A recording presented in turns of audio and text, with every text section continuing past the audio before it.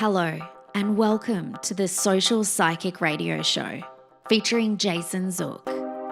In uncertain times, we must change our focus and priorities. This show will highlight social justice issues with the goal of expanding minds and increasing unity, love, and mutual respect for ourselves and our planet. We support the Black Lives Matter movement. Our show aspires to promote social spirituality, which simply means that by coming together, we can solve any of our problems, including the goal of bringing an end to all forms of hate, discrimination, bias, or oppression. We must protect our environment, reform our criminal justice system, and protect every citizen from police brutality. When we come together, it becomes possible to bridge the gaps that plague our society and divide us from within. We the people means everyone. Hello and welcome to the Social Psychic Radio Show. It's a great pleasure I have the opportunity of presenting special guest Nate Palmer to the show today. Nate is a fitness and nutrition expert, coach, speaker, and writer who believes that being in incredible shape gives a massive advantage in business, focus, and relationships. He's a dad, husband, and the #1 best-selling author of the $1 Million Body Method and Passport Fitness.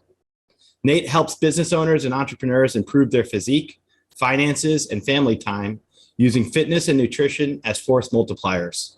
It's a great pleasure. I welcome Nate to the show. Welcome to the show, Nate. Jason, thank you so much. I'm super pumped to be here. I appreciate having you on the show. And before we started our episode today, we just had the benefit of I just told you about my personal journey that I've gained so much respect for anyone who does fitness and nutrition and helps coach others, because I struggled for a while. I mean, many years of my life. I was about 50 pounds overweight. And then I had stage 1 kidney cancer, had a surgery for that, had another surgery for diverticulitis a month later.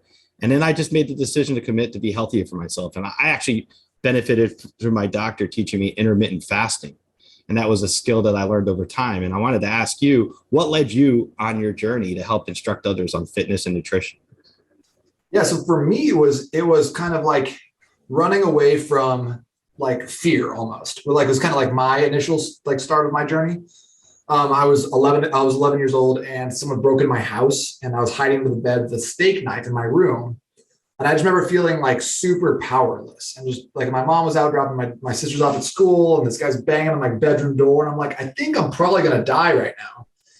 And he walks away, steals my DVD player, as you do in the 90s. And I just remember being like, I don't ever want to feel like that again. So scared, so powerless, like I couldn't do anything at all. And so I was like, you know what, the cure is for this. 11-year-old brain working hard here is I go, you know what, I need to buy a bunch of knives and I need to get super big. And I was like, if I put on enough muscle armor, no one's going to want to mess with me. And so that's kind of where my journey started, just kind of like trying to get away from the feelings of powerlessness and move into a place of intimidation and making other people afraid of me. I don't know if you can tell, I don't look a lot like Arnold Schwarzenegger, kind of like the 90s action heroes right now. So like that plan didn't totally pan out for me, but along the way, I learned a lot of cool stuff, like fitness and nutrition, obviously. But I also learned that like the only way to lose in this journey is if you quit. The only loss is if you quit, and otherwise victory is assured. And it might be slow, might take you longer than someone else. Might take you twice as long, 5 times as long, but if you don't stop, you're going to succeed. And I think that mentality has made a huge difference in the rest of my life, whether it's building a business or in relationships or whatever else. I just know that like, if I keep at it, if I'm consistent, if I have a long-term mentality, you can't beat me. And I think that's like one of my favorite things about fitness that I love instilling in other people.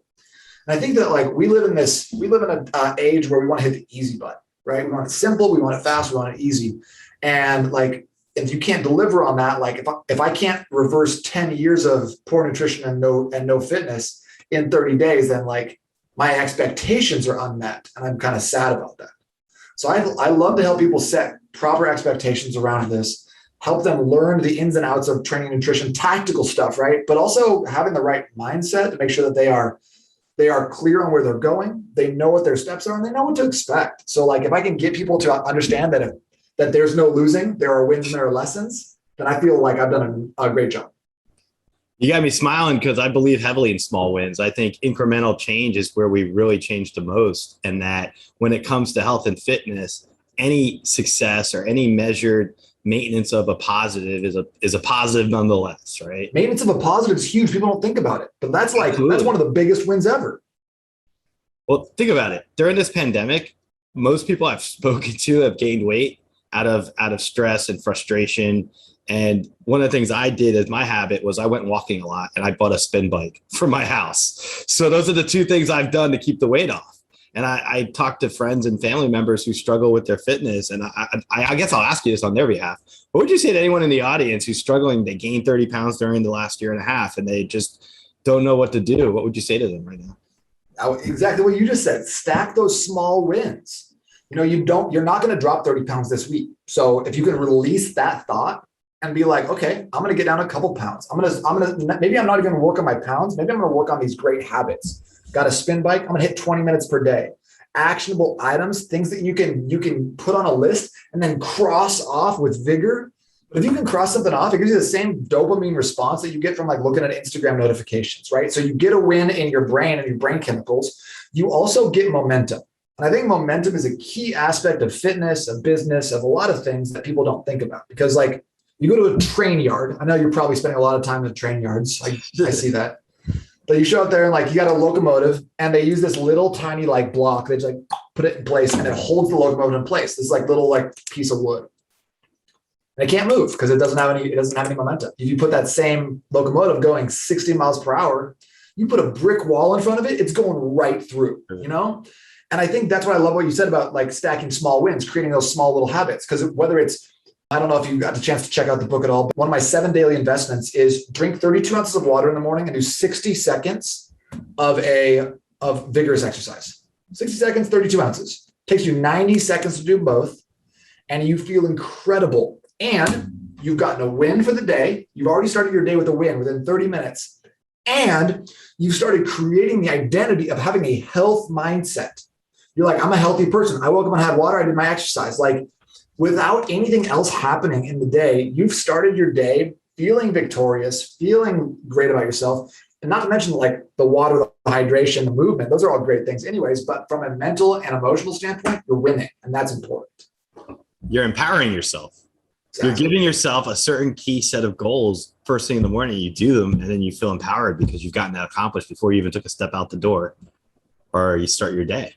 I could see where that would be a visible win for yourself. I was going to say, people always wonder like how to build self-confidence, how to build self-esteem. And it's through esteemable actions. Saying I want to do this, check in the box.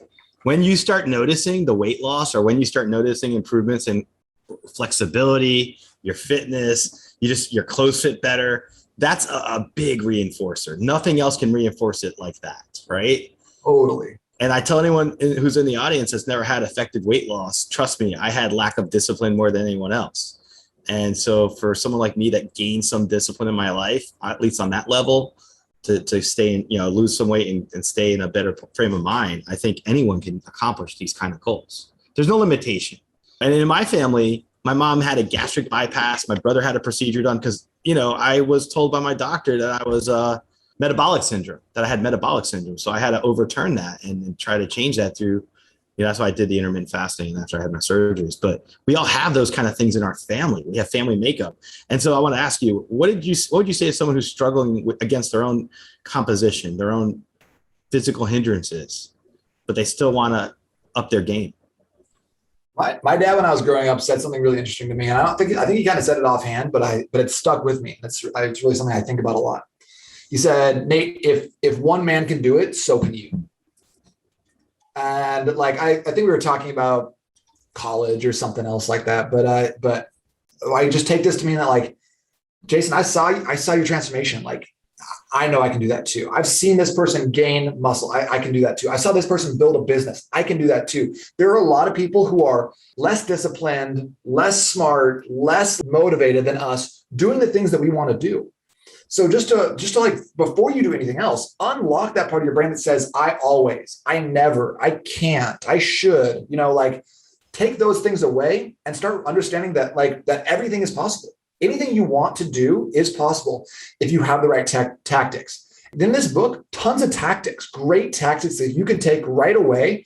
Because I feel like a lot of coaches write books that are like, and by the way, if you want all the information, you got to buy my course. I didn't do that because I wanted, if I walk away from fitness, I want to have something that stands alone in 10 years.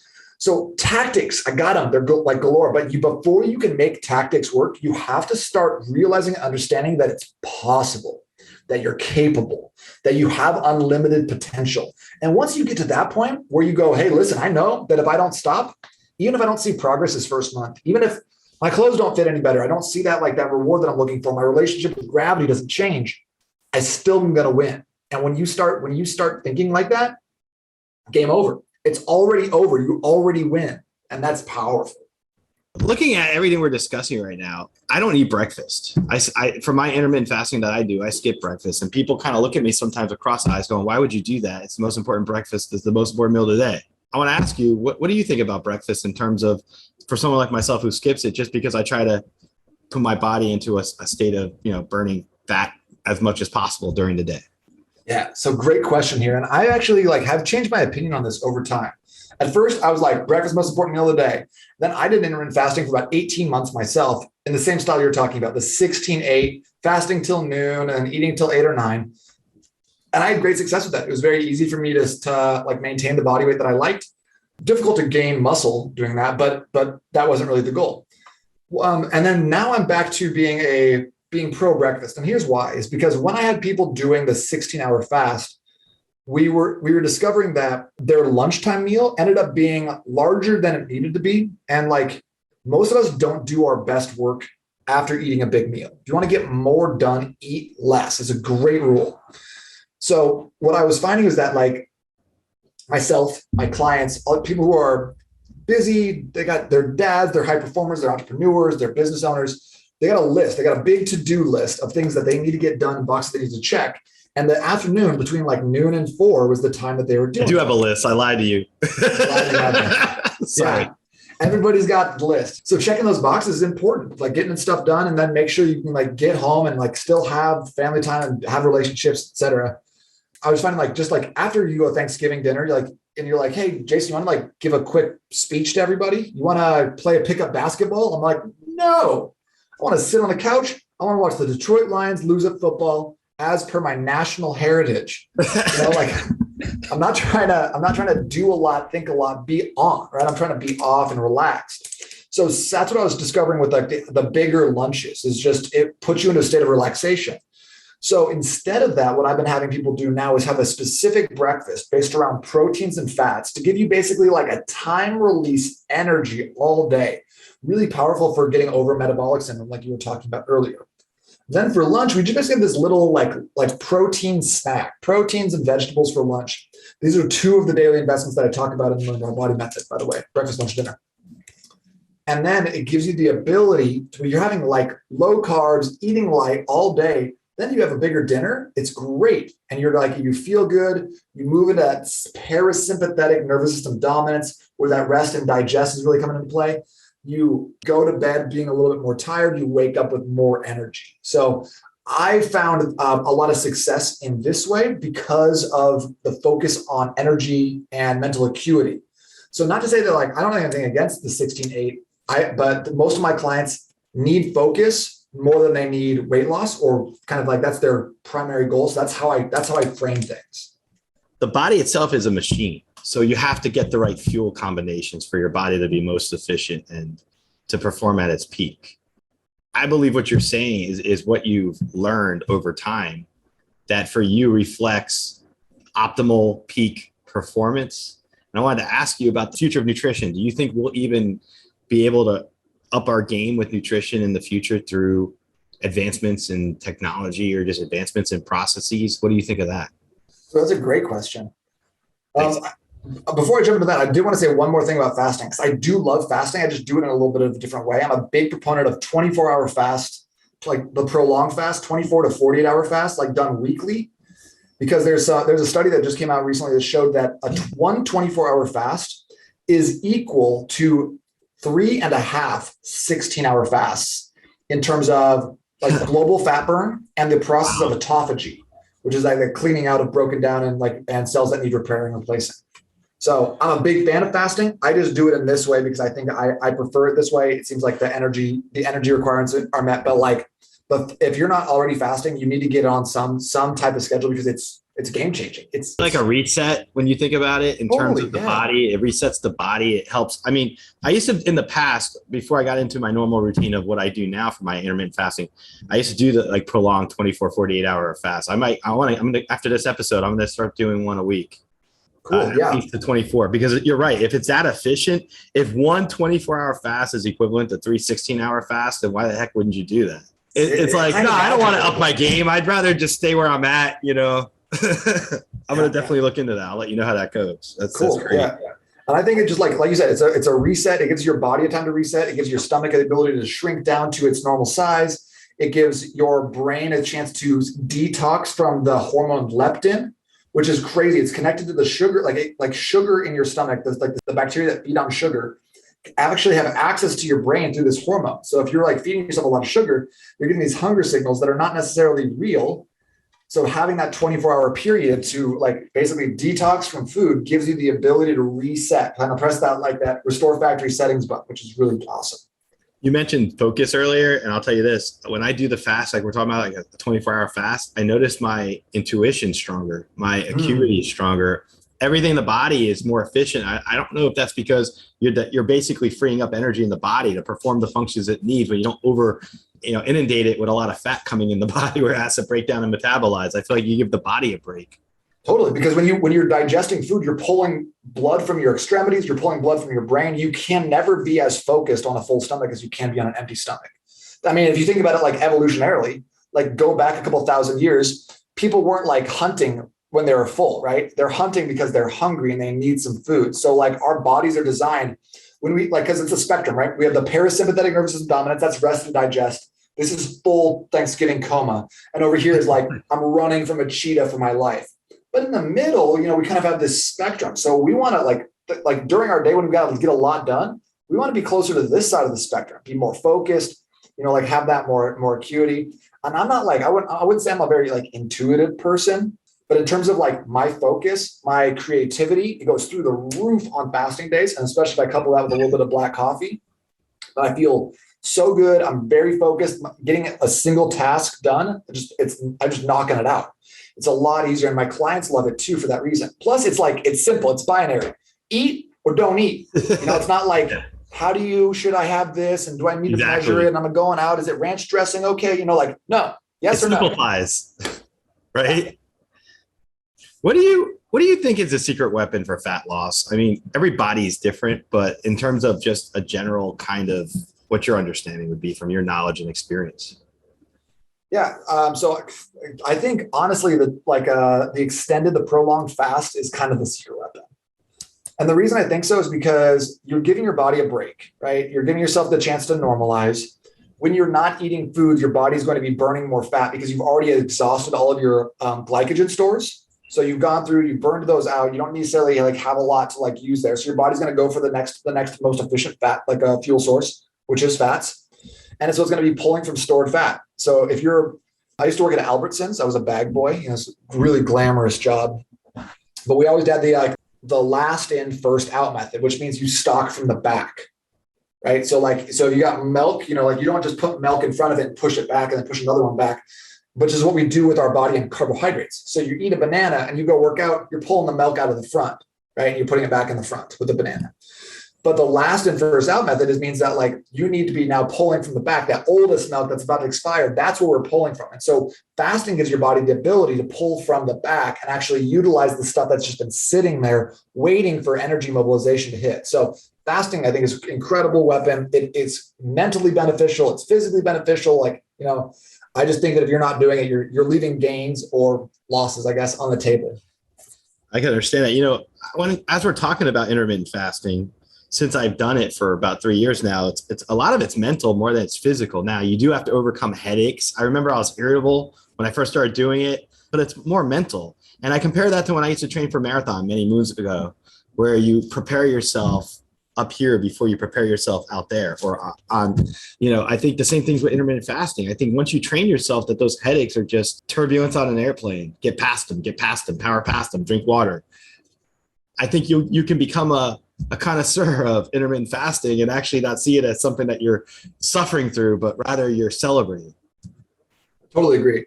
And I like what you said about drinking water, because a lot of times I see headaches in two ways. Number one, it's you haven't detoxed your body from sugar enough. And number two, you're dehydrated. And so when someone's like, my head really hurts, I'm like, what did you eat last night for dinner or after dinner? And then also, how much water have you had today? And if they're like, I've had like 2 gallons, I'm like, okay, it's probably the sugar then. For the most part, like if you're feeling a headache coming on, pounding a glass of water is the easy way to go. And I like what you said about becoming like a connoisseur of it, where it's like, hey, this is my expectation. Here's what I'm going to do. The metrics of my success are getting to this time period before I do it. And then again, momentum, getting wins, stacking wins. I'll say this, even with nutrition, you could be good at nutrition. And if you get that balance right for your body, yes, fitness is an important component, but a lot of times I'll talk to athletes and they'll say, a lot of my being healthy is from what I put in my body and my discipline. Yes, I work out. Yes, I keep fit, and I never thought of that until I started actually doing it myself more and making choices. Even when I used to go out to eat before COVID got bad, I would give people my extra food, my extra slice of pizza. I used to have the mindset of eating everything on the plate. And I noticed by just switching that out, and that my calories aren't meant to be banked within myself, I can give them to others, enrich others. Even that concept, it's helped me. I don't know if you've had any concepts like that in your own mind that you utilize as a methodology to inspire others or to kind of give people some extra guidance in terms of their own understanding of these things, because everyone internalizes things differently. Yeah. That's why I try to have like a video post, a text-based post, something that's interactive when I'm talking about this sort of thing. But I love what you said about nutrition being the primary driver. And I think that I, for a long time, had it wrong. I had it backwards. I love to train. For me, training's been number one. You can't look like Arnold Schwarzenegger if you don't train. So that has been my philosophy. So I read this first book called Passport Fitness, which is all about how I trained while my wife and I were traveling for a year. So all about training, about the aspects of it, how to hook the stuff up, what kind of workouts should you do. But what I was finding, Jason, is that people weren't getting the results that I was looking for from training alone. And I think the reason for this was there's a couple pieces. Number one, people didn't love training, right? They love hanging out with their friends. They liked playing tennis, but like going and like getting a pump or chasing a PR in the gym wasn't as fun for them as it was for me. I didn't get that. Secondly, people can't see great results from their training if their nutrition's all over the place. Or you're like, maybe you're eating great Monday through Friday, then on the weekends you go out and it's a total train wreck. You have 15 White Claws and like an extra large pizza. Yeah, we've all been there. But so that's why the $1 Million Body Method has been such a focus on the nutritional frameworks, because I think that like business owners and successful people think in terms of frameworks rather than like exact steps or meal plans. So the goal here is to give you here's the framework for how you should be eating. Now fit in your favorite foods. So if I say, Jason, for dinner, what you need to be having is a protein, a carb, and a vegetable. And you go, okay, I'm going to have clams. I'm going to have Fruit Loops, and I'm going to have asparagus. I'm going to go, Jason, that's absolutely disgusting. Why? But okay, live your life, man. If you like that, you like clams and your Fruit Loops, awesome. I love that. That's pretty funny, actually, though. It's what fits, right, for each person. Yeah, because it's like what I like might not be what you like. You might like clams and Fruit Loops. I don't know, but I also want to tell you, hey, this food is dirty. This is an off limits. I hate clean versus dirty foods. I just don't like that because there's nuance to everything, right? And so if I can help you understand, I always like to think of it as inputs versus outputs. If your output that you desire is fat loss, your inputs need to look like this. If your output you desire is energy, your inputs need to look like this. And so you're just getting a better handle on the framework behind the inputs versus outputs. It reduces this from like this emotional journey that people have been struggling with for decades to being just kind of like a matter of understanding which boxes to check and then checking them. I love that. I know that for me, sugar has been something I've been addicted to my entire life. Growing up I grew up in the 70s, 80s, and 90s when sugar wasn't seen as the enemy of health and fitness. And, you'd watch your Sunday morning cartoons and there'd be sugar packed into every commercial you watch. And so part of a healthy whole breakfast or whatever. Exactly right. And now, obviously, when people in my generation are looking back and saying, well, yeah, we did some damage to the body. Now it's time to stay detoxing it and doing what's necessary. And I wanted to ask you, how do you know if you need a detox from sugar? What do you find for people you work with? So if you're feeling like maybe I need a detox from sugar, you're probably right. You probably do.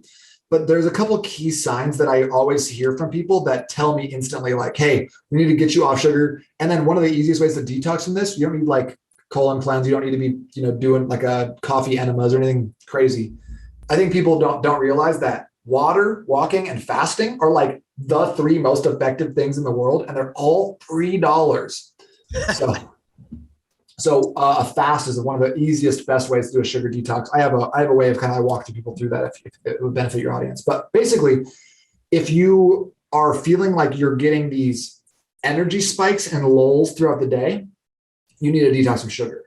If you're feeling like after breakfast at like 10:30 a.m., 2:30 p.m., 7:30, 8 o'clock at night, you're just like, I'm hungry. I'm just looking for something. And then especially at night when you go to the fridge like 4 times and your standards get lower and lower and lower each time you go in until you're finally like, I guess I'll have 1 grape and a slice of cheese, like pretty good indication you need a detox from sugar, because a lot of times those signals of like, I'm hungry, let's get some food, your body is misinterpreting them. They're either thirst or you're just bored, or the sugar in your stomach is saying, hey, let's get a little bit more sugar to feed the beast. And it has access. Once you feed enough bacteria in your stomach, it can start sending literal hormone signals, hunger signals through the chemical leptin to your brain. So like a lot of people just like think, oh, I just have a sweet tooth. Well, it's just because this self-perpetuating cycle, and you can get away from it. You are not your sweet tooth. You are not your sugar addiction. And it's one of the easiest things to break. That's great that you say that, because people have a sugar addiction, probably have addiction to other things. And if you could show them how to break one addiction through a certain pattern of behavior or through a pattern of expectations and steps, you could probably help them in terms of getting their life in a better balanced place too. Possibly. I feel like I might not be the right person to talk to about addiction. I feel like my health and fitness is kind of the place where that manifests for me. Gotcha. I think everybody in their own right has something in their life that they latch onto, that they're comfortable with, that they utilize. How things work sometimes, but people have insulin resistance. What would you say to them if they're dealing with insulin resistance, and how should they combat it? Yeah, so insulin resistance, metabolic syndrome, fatty liver disease, those are all kind of three different names for the same thing. Basically what it means is that you've got too much visceral fat, the fat that surrounds your organs. And like people think, oh, like fat, like that's not good. But fat is actually your body's way of protecting you. It's crazy. First, you get it's called subcutaneous fat. That's like the fat people grab on their waist. They're like, oh, I got some weight to lose. That's just under the skin fat. That's like normal. There's not a lot going on there. You don't need to stress about it. Visceral fat's the next level. That's where you start getting fat that surrounds your organs. And it's like the next step. It's like the one thing your body's doing to protect your organs and being like, don't get this fat in here, because the next step is organ fat. And organ fat, you've probably seen some of those pictures of like a fatty liver versus non-fatty liver, like a fatty heart and stuff like that. And it is no joke. In fact, it's so prevalent, Jason, that they tested people who wanted to do liver donations, liver transplants, because you can cut off a part of your liver and use it to regrow someone else's. Okay, so think about this. People who are coming in and saying, hey, I'm healthy, I'm fine, you can take part of my liver. So it's already a population that's self-selected and said, I'm healthy enough to live without my entire liver, right? So it's already putting you kind of in this echelon of people who at least believes that you're healthy, okay? So of the people who said, I'll donate part of my liver, 80% of them were denied because they have some sort of fatty liver disease. 80%. What does that say about the state of health in our country? Yeah. And those are self-identifying healthy people. So it's an epidemic. It's troublesome at best. What I would say to someone like that is that you need to do a couple different things. And here's an easy metric. Here's an easy way of thinking about this. Because we've heard about BMI, your basal metal or body mass index and stuff. And people are like, oh, I hate that, stupid. And some people are like, oh, I like it, whatever, it doesn't matter.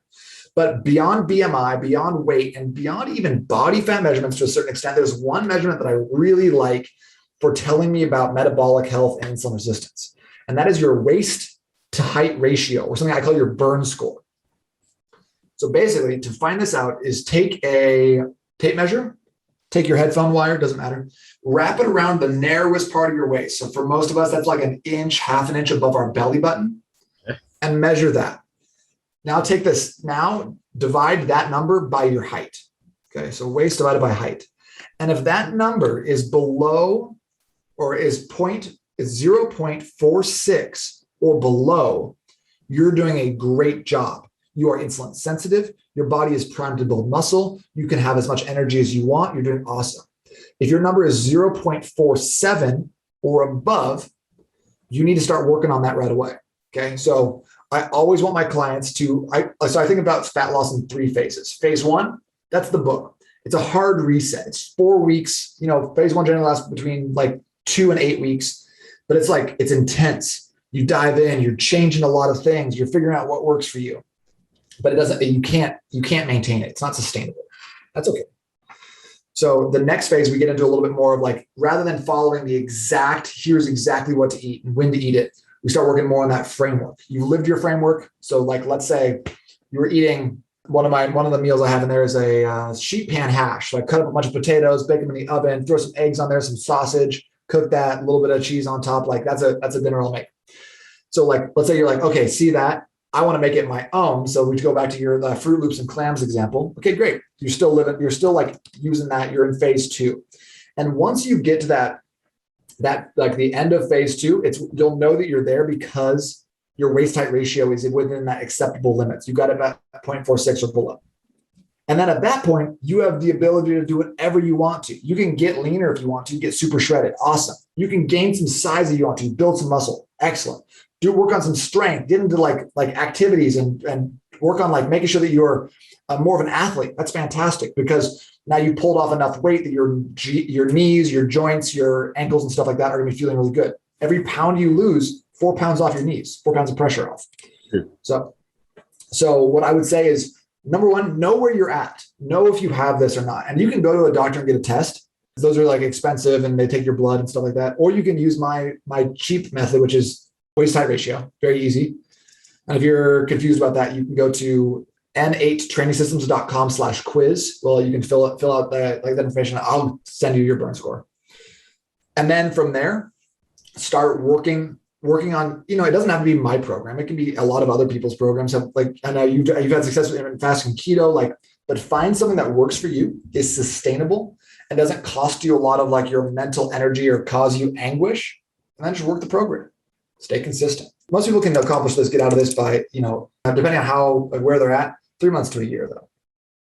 I just feel like once you start doing these changes, and they're not really changes, but once you enlarge your mindset and you incorporate these positive things for your body and nutrition, it makes it so much easier afterwards, right? Once you get over the hump and you're used to it, at what point after that, it's like you're guaranteed for success if you have continuity with it. Totally. And I think it's everything too. Like I would say that fitness and nutrition can be a cornerstone in your relationships, in your business, in your whatever practice or whatever you do or love doing. I think that you might be doing it really well right now, but if you improve your health and fitness, it's going to improve every aspect of your life. Absolutely. I mean, it's mind, body, spirit. The way at least I look at it, mind, body, spirit. If your body improves, your mind improves, your spirit improves, you're going to be elevated on every level. Absolutely. You have a more gestalt approach of how you look at your health and fitness and nutrition. Kind of going back to what you were saying about like when you found out that you were diagnosed with stage 1 kidney. Yeah, kidney cancer. Kidney cancer. I find that, people with their health, they have a lot of dreams. They have a lot of desires, a lot of things they're going after. If you don't have your health, you only have one thing you want. It's true. It's very true. I want to ask, like this episode is going, how would our audience find you if they wanted to look you up and find out more about and contact you? I just want to give you an opportunity to share your information and where, what's coming up for you and that kind of thing too. Thanks. Yeah, I appreciate that. So you can grab the $1 Million Body Method on Amazon. Check it out. Leave me a review. It'd be awesome. If you want to like stay in touch or see more of my stuff, the best stuff that I put out is in my Facebook community. It's called the $1 Million Body Community. Again, trying to keep that continuity there.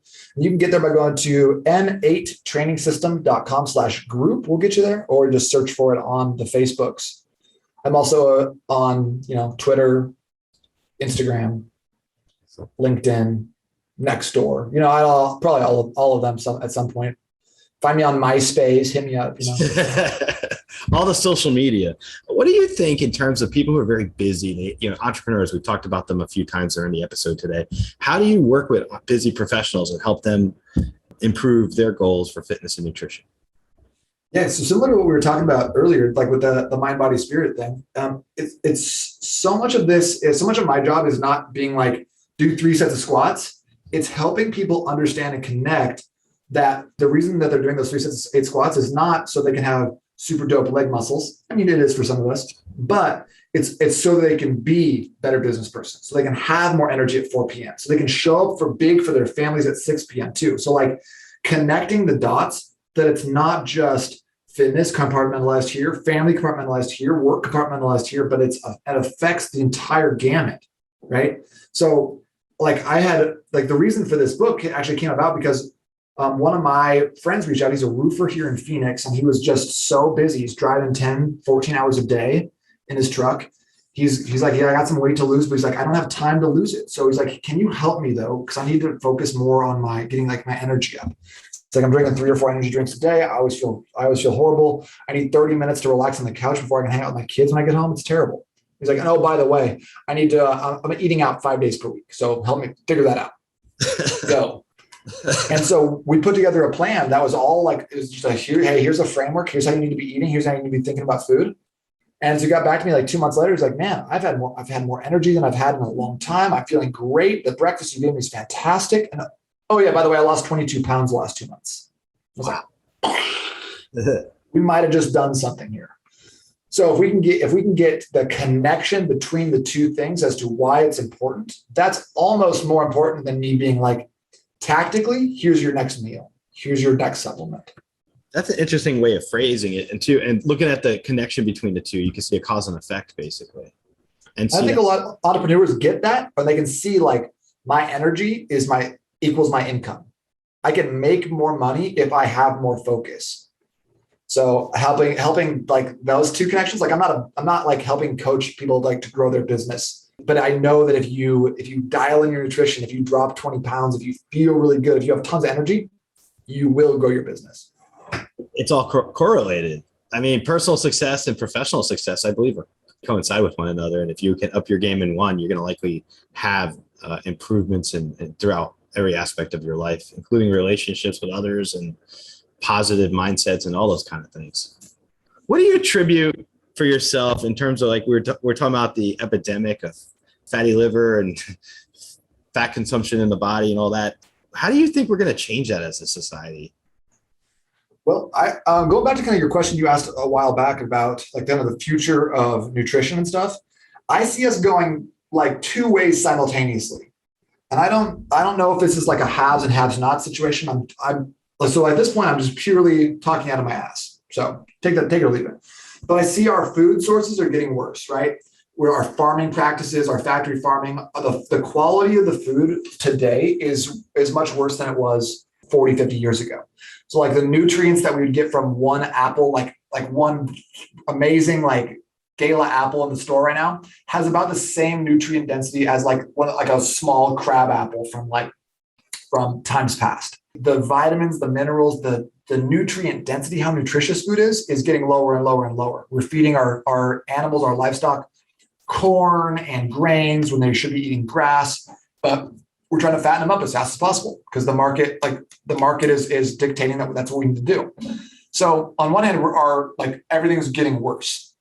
On the other hand, scientific advancements, supplements, different like health things like are getting way, way better. If you look at the Olympics, every single year, we're setting new personal records. We're getting faster. Our training is getting better. Our nutrition is getting more dialed in. We understand the human body better than we did even 20, 30 years ago. People talk about 5 meals a day, 6 meals a day, boosting your metabolic furnace, like get out of here with that. So I think that we kind of have to almost pick a side. And I think that it comes down to some people are like, I'm not a fitness person. I'm not a health person, and that's too bad because it's like when people tell me like, oh, I'm not a good sleeper. Like, well, you were a baby and babies are all good sleepers. This is a label you're choosing for yourself out of either willful ignorance or just kind of just a contrarian viewpoint to your like with your own like demise on the line, you know? Negative thinking. Yeah, I think so. I think everyone needs to become a health person. You don't have to be a weirdo and get all nerded out on it and write books about it like me, but you need to prioritize your health. And no one is ever going to care as much as you are. Not your trainer, not your coach, not your nutritionist, not some guy on the internet who wrote a book about it. Like no one's going to care as much as you do. So we have to be like, take ownership of that sort of thing and just realize that no one's coming to save us. The information is all out there. Everything that you need is out there. Nothing special. I didn't create the science around this. I just kind of packaged it up in a unique way. So like there's nothing out there that is unavailable to you or some secret you're missing. So we have to immerse ourselves in enough of maybe the literature, maybe studying, maybe reading, maybe like just like hone in on these things because it's so important. And unless you take the time to actually dive into it, you probably are not going to see the improvements that you want. What do you think's the best supplement for recovery, sleep, and performance? Because you mentioned sleep earlier. I just was thinking about that. Yeah. So there's a couple supplements that I really like for sleep. I think all men should be taking a zinc and magnesium, more important than a multivitamin by far. Making sure that you're getting vitamin D early in the day rather than late in the day, really critical. And then there's a couple things like a melatonin or CBD that can help with sleep as well. But my favorite thing to take for better sleep is a heavier carb meal in the PMs. So for your dinner, for your last meal of the day, keeping your carbs minimal all day long to give you the opportunity and ability to eat a bigger, heavier meal with lots of carbs at night.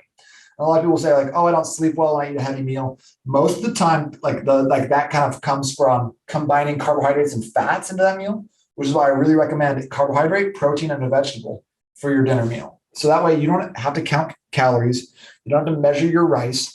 You can eat till you're satisfied. You can break bread with friends and family. You can really enjoy the time you do spend, but you utilize those carbohydrates tactically. Again, inputs versus outputs. The input is the carbohydrates. The output is you're going to get a little more tired. You shift to that parasympathetic nervous system dominance, So you're putting yourself in a position to sleep. And while you're sleeping, your body's going to be sending those carbohydrates to your muscles to help repair and rebuild. It's literally taking the building blocks of nutrition and utilizing it for your maximum opportunity to benefit it. I like that. I'm going to look into do that too. But yeah, like why not take what we know about nutrition and like mess with it or like sneak it, but like almost like we have the cheat codes right in front of us. Why don't we just use them, So that's like when you do marathon training and after you run a big race, you load up on carbs like for recovery. Like if you have your pastas and your baked ziti or like my favorite foods usually, because I grew up in New Jersey. So, but that's for performance recovery and feeding the muscles. I didn't even think of it that way. That's a great way of looking at it. And you can do that in terms of loading up your carbs to later in the day, eating them later in the day, and then your body will take on those carbs and make you tired. Totally. And then also what you're doing there is you're letting your body actually take the glycogen. So let's say you eat some baked ziti tonight, Jason. And then, so your body will fill up what's called your glycogen stores. Okay. So glycogen your body can hold about 100 grams of glycogen in your liver. It can hold about 10 grams or 11 grams of glycogen per pound of muscle.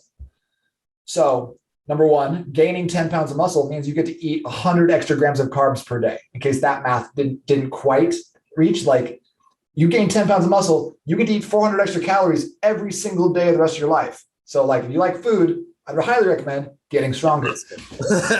Yeah. Number two, during the day, as you go through your stuff, as you're talking to people, as you're gesticulating wildly, you're going for walks, you're doing your thing, that glycogen is getting burned off slowly.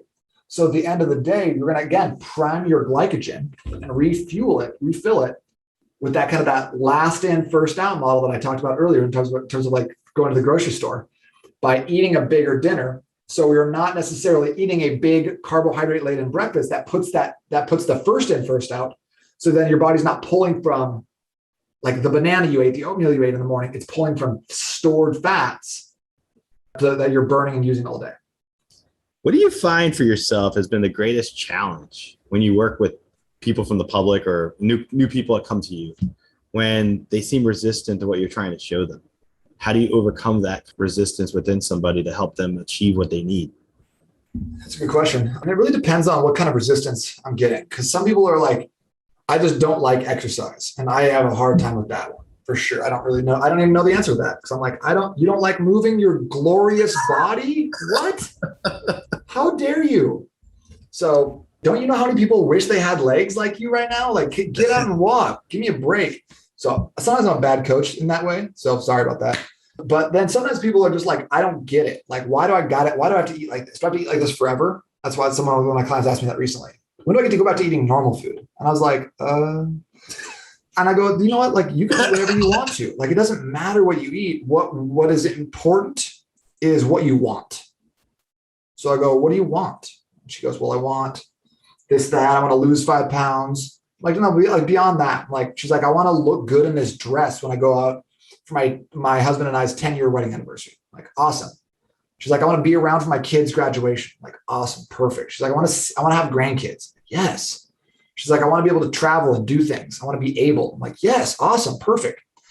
Now I go, okay, now to be around for your kids' graduation, to fit into that dress, to have the ability to climb ladders and stairs and do all sorts of crazy stuff on vacation, never be like limited by yourself. All these things point back to you eating in a way that sustains a healthy, energetic body. It's not about normal versus abnormal. It's not about clean versus dirty. It's about thinking before you make a choice, before you put some food in your mouth, before you go to lift or do whatever else. What do I want out of this? What's my goal? How do I want to feel when I finish? Because so many of us don't ask that question. We ask the question, what do I want in my mouth right now? What do I want to taste? And that answer is always Cinnabons. Always. Rule for me, at least. So if I don't ask that question, what do I want to feel like after this? Then I make bad choices. That would be kind of like emotional eating too, right? When people emotionally eat. I remember for 9/11, I had 3 sandwiches. I was here in Tampa and I had family members up in New Jersey and New York. So I didn't know what the status, but I had that emotional eating thing. I had to eat, like when I've had big things happen in my life, I usually go and have a big meal. It's like I indulge. And I guess from my vantage point, I recognize that's something that I have in my life. You know, if something big happens, I celebrate with food. If something negative happens, I indulge in food to but then I go back into the intermittent fasting and exercise, and that's where I balance it all out. I think that like having that kind of those insurance policies in place, either intermittent fasting or 24-hour fasting, or, you know, just like other tools that exist out there, because I think that everyone slips up. Everyone eats off plan. Everyone has a big burger and fries or has a couple of drinks here and there. If you're the kind of person who's like, I has to be all or nothing, I'm not either all in or all out. And you're like, well, yeah, you've already lost then. You already lost. You've already convinced yourself that you can't do it because you didn't nail that. You had too many White Claws. Like, so you tell yourself that you can't do it. The better thing, the people that make long-term progress are the people who are like, yeah, I had 14 Subway sandwiches this last weekend and it was not a great idea. And they're like, but I have the tools to get right back on. I'm right back to my daily investments. I'm hitting my protein shake in the morning. I'm fasting on Tuesday. I'm only having carbs at night. Like, great. I don't care what you did this weekend then, as long as you're back on it and you didn't need to be perfect in order to see progress. You know, a good point you just raised and I got from what you're saying is having flexibility and not being so rigid. That if you fall off the wagon and indulge, if you go to a wedding and you decide to have, extra cake, or if you just happen to have a night where you just want to crave ice cream sundaes or milkshakes or whatever, bonbons or whatever it is, you just be more forgiving with yourself, but get back into the routine you need to do to adopt those healthy habits. Yeah, you don't need to talk about how many burpees you need to do to burn off an ice cream sandwich. Just know that tomorrow it's back to normal. It's back to the protein shake in the morning. I'm going to tell you a secret, Jason. I've had dessert the last 6 nights in a row. It's probably not the best, but I got my fast day coming up tomorrow. I know I'll be fine. I'm not stressing about it. And I like ice cream sandwiches. Trader Joe's makes some really good ones. Oh, yeah, for sure. And you know what? You have to splurge a little bit too, especially with the times we've been going through. I feel like it's positive, it's important, and it's something that you can nurture yourself. As part of nutrition and fitness is being able to nurture your inner child. And so if you crave an ice cream sandwich from Trader Joe's, or if I happen to want an ice cream milkshake, chocolate milkshake from McDonald's, it's what it is. But the next day I'm back into the routine I need to be in, and you're back where you need to go. Yeah. And for that, what I really like to do is I like to practice delayed gratification in terms of being like, you know what I really want? Ice cream sandwich. I'm not going to have it now. I'm having it tonight. I'm having it on Saturday. And if you can do that, how much it's like you get to enjoy it 2 times, because then you're craving it. You're excited about it. And you'd be like, ooh, I'm going to have that later today. It's like, you get to enjoy that special treat 2 times. And it also promotes this, like, I don't need to have something in the moment. I'm not a victim of my, like, I'm not beholden to my own brain where it says grab it and I have to grab it, like, and that's an important victory as well. Is just being able to say, like, not till later, and that's okay. I love that. What do you find is the most rewarding aspect of what you do right now, working with people? What do you enjoy the most about it? I mean, I think all coaches would say this, but like when I get someone who sends me a before and after picture, or here's my favorite thing. Here's what I love hearing from people is I'll go, how's your diet going? And they're going, I don't really think of it as a diet. This is just how I eat now. It's normal for me. I'm like, yes. So great. Right? Paradigm. Yeah. But I love getting, like, I've gotten some incredible before and afters over the last couple of months. I can't ever get enough of them. I'm always like, oh, did you see this? Did you see this person? Look at this. Oh my gosh, so good. It's like I'm like a proud uncle. A picture is a powerful endorsement of results and effectiveness of what you're doing. So I could see where that would be a value and something that you would definitely gain appreciation from. And I'm happy you came on the show today to share this. I haven't had any nutrition fitness experts come on in a while, and it's fun to have someone like you come on and share insight on things that I'm sure most people of our audience, they're probably wondering and thinking about, but they don't really focus on it because it's not in front of them. And so by us having the dialogue and our discussion, it makes them think about it for an hour. And that's what I think anybody who can look into the $1 Million Body Method is going to gain from our conversation and looking into hiring you potentially even as a coach. One of the things I learned about this from doing my show, the power of coaching. It's such a resource of self-investment that's worth it. If you want to invest in yourself, hire a coach, hire somebody who can help you, guide you, give you that extra oomph to get you where you need to go. So I appreciate you dedicating yourself to being a coach and helping to work with so many people and helping to improve their health, fitness, nutrition, and mindset. Yeah, it's a lot of fun. It's super rewarding. I love like working with people, but I 100% agree. Like, I'm a slow learner, but man, having the right coach in my corner at the right time just elevates that process so much for me. Someone who's like, I'm always looking for someone who's like high integrity, walks the talk. That's huge. I got to have that. And then also to like tenure success, like history success.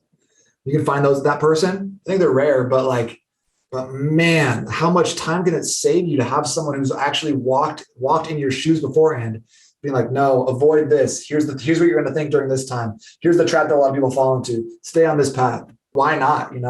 Absolutely. I want to thank you for coming on today.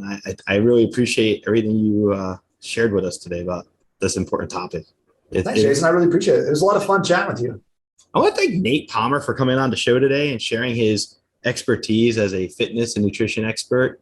It's really important when we look at our bodies and our mindset and our nutrition and how we take care of ourselves to nurture not only just the spirit, but the physical body. The body is what makes up our ability to move around on this planet and to engage with others and to live as long as possible. If you can take your body and move it to the next level in terms of nutrition and fitness, you're doing yourself and everyone else around you that you love and cherish a favor. Check out the $1 Million Body Method. Check out Nate's information that will be contained in the show notes. I highly recommend it. And I'm so grateful that Nate came on to share all his insight with us today. Stay positive, because when you're positive, anything's possible. Thank you. Thank you for listening to this episode of the Social Psychic Radio Show. Don't forget to join us for another episode next time. If you enjoyed the show, we'd love for you to subscribe, rate, and give us a review on iTunes. You can also check us out on Facebook, and don't forget to visit the Social Psychic YouTube channel. Until next time, it's a big world out there.